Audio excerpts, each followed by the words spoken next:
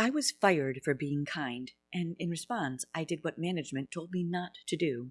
I used to think that kindness was just something you did quietly, the sort of thing that no one noticed, and certainly no one judged.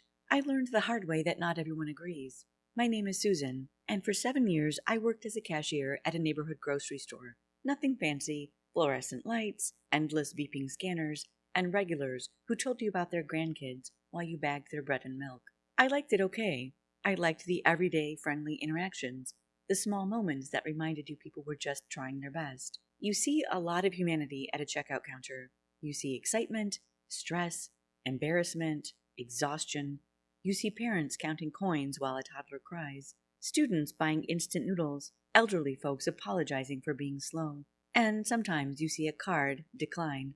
The first time I paid for someone, it wasn't planned. A mom came through with 2 kids and a cart that wasn't very full. Just cereal, pasta, diapers, a rotisserie chicken.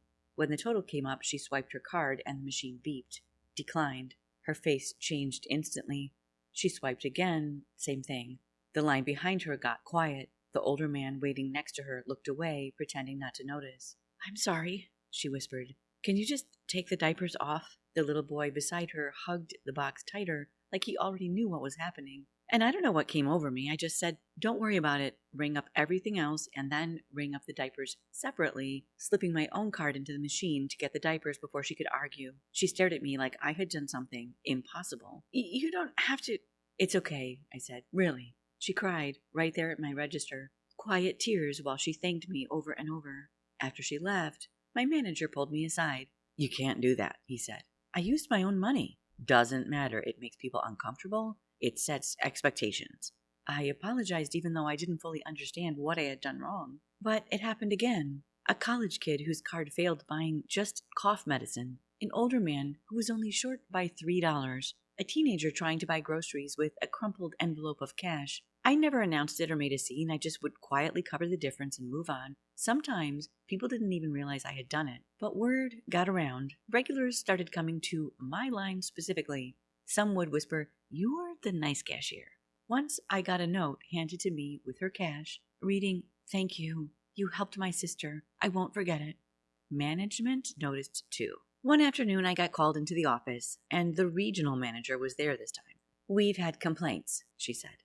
"Complaints?" I asked, surprised. "You're overstepping. Customers might feel judged or pitied." I tried to explain. "No, I'm not judging anyone. I'm really careful about it. I'm just helping." She folded her hands. "This is a business, Susan, not a charity." After that, they watched me more closely. I felt it, the way the supervisors lingered nearby. I told myself I would stop. I really did. But then came the night that changed everything. It was late, close to closing time. A man came through with a basket. Bread, eggs, canned soup, peanut butter and jelly, basic stuff. He looked exhausted. Heavy work boots, dirt on his jeans. A construction worker, I thought. The total was $32, but his card declined. He flushed red and then checked his bank account on his phone, and his face fell. "I'm sorry, I thought my paycheck had hit by now," he said quietly. "Hey, don't worry about it," I heard myself say, reaching for my back pocket and pulling out my card. He smiled weakly and waved me away. No, it's okay." But I knew what empty cupboards felt like. I had grown up with them. Before either of us could think too much about it, I had already swiped my card. He blinked at me. "You didn't have to do that." "I know." He left, looking relieved and like he could breathe again. I didn't notice the manager standing several feet behind me until he cleared his throat. "Susan, office, now." They fired me that night. I remember sitting in the tiny office hearing the hum of the vending machine outside the door while he said words like policy, liability, and boundaries. He told me they appreciated my years of service, but this was a repeated violation. I walked out with my few small things in a grocery bag, feeling like I had done something wrong and right at the same time. Losing the job hurt more than I expected. I cried in my car for probably 20 minutes. It wasn't just the paycheck. It was losing the regular customers, the routine, the feeling that I belonged somewhere. For a while I drifted. I picked up temporary jobs, waitressing, data entry, stocking shelves overnight, but nothing felt the same. One morning, sitting in a tiny diner, nursing a coffee I couldn't really afford, I watched the owner slip a free muffin onto a customer's plate. "No charge," she murmured quietly. But I was zeroed in and listening hard, and I heard her. "You look like you need it." The customer smiled like she had been given something much bigger than a muffin. And that's when the idea started forming. What if kindness didn't have to be hidden? What if it was the whole point? I had a new dream, but it wasn't easy. It took over a year of saving, planning, and facing more fear than I want to admit. I borrowed money from my sister, took a small business class at night, found a dingy space that used to be a laundromat. I painted the walls and sourced used furniture from Facebook Marketplace. When I opened my little cafe, I named it Second Cup.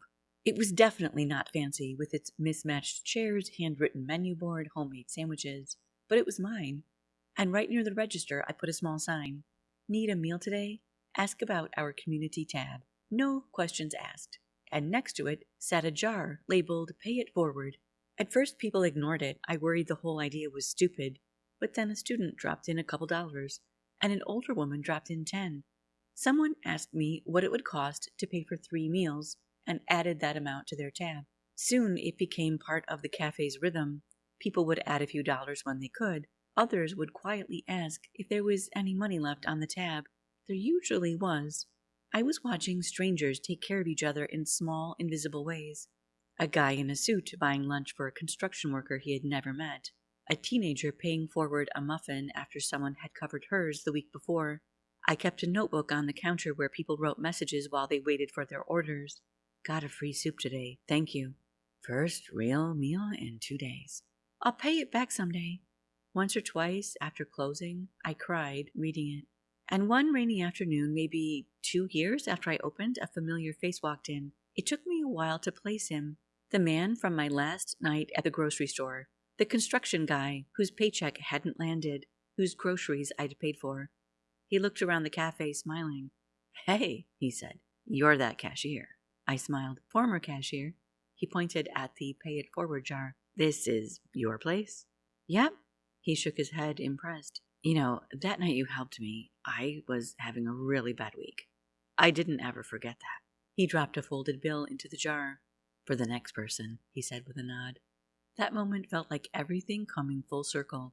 When I got fired, people asked me if I regretted the kindness I'd shown, and I've always said no, I absolutely do not. Back then, it felt seriously unfair, like I had been punished for caring. At the grocery store, kindness had to be quiet, almost secret. But here in my place, it's the foundation. I run tabs for people who need them. I'm not an idiot, and I don't let people take advantage. But I do have some regulars, people I've gotten to know. Because, at least in the town where I live, I've learned that when you know someone and you trust them, most of them want to do right by you. The cafe is not wildly profitable, but it's alive. It hums with conversations and laughter. Regulars know each other's names, and someone is always holding the door open for someone else. Sometimes I catch myself watching the room and thinking about that old manager who said, "This isn't a charity." She was right. It's a community. Every so often, a customer asks about the sign or the jar, and I tell them a shortened version of the story, how I got fired for helping people. They usually shake their heads in disbelief, but I don't tell it as a sad story. I tell it as the beginning. Losing that job forced me to ask what I really valued, safety or kindness, following rules or creating something better. Now, when someone's card declines at the counter, there's no shame, no awkward silence. I just smile and say, "Looks like today's covered." And the best part? Often the person behind them in line quietly adds money to the jar before they leave. When I lock up and turn off the lights, I look at that little jar, usually fuller than it was that morning, and think about how strange life is. I got fired for helping people buy groceries, and yet somehow that's exactly what led me to the place where helping people is the whole point. If you enjoyed this reading, please hit like and subscribe so you don't miss future stories. We'd love to hear from you in the comments. This has been Tales by Rachel, where we breathe life into every story.